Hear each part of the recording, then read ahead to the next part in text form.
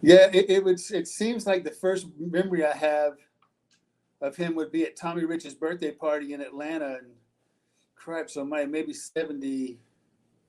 I don't even know, 74.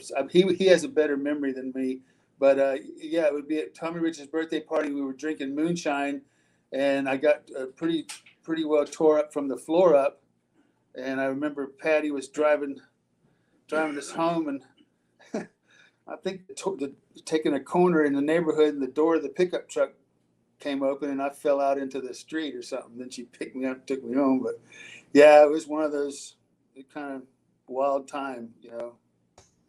How was the atmosphere back then as far as the backstage and the outside of the ring stuff? Man, it was everybody could make their own plan, and back in the day, crabs, it was, at least with Michael and I, if we're referring to the time that we spent together on the road. I'm just really glad I'm still alive, and I'm glad he is too, because probably shouldn't be. Are you surprised Michael has stayed relevant in the wrestling industry for so long? No, he's one of those guys that just, I tell you, I talked about this with my wife sometimes. He's Pat Patterson reincarnated. I mean, that's his life. That was Pat's life. I knew Pat very well, uh, and that was Pat's life, Pat Patterson, and that's Michael's life. That's what he does, and he does well. Obviously, or he wouldn't be where he's at. He's got a good head, and he's done well, considering we were a little bit on the wild side. So he did better than I did for Vince. I only lasted a week. Yeah, well, yeah, the first incarnation of the Freebirds there didn't last very long. Did it really have to do with Andre the Giant getting upset? Yeah, I think so. I think there may have been a little bit of a scuffle, maybe I don't know if there was a scuffle, because we'd have heard more about it, but somebody would have definitely got hurt, and it wouldn't have been Andre. But yeah, they didn't do too well that first meeting with Vince. I think they fall asleep in it or something, and Andre hated them, and they fell asleep talking to Vince, and it didn't work too good. I heard they were going to give Michael a huge push too, and unfortunately, that whatever happened there kind of blew it for that point in time.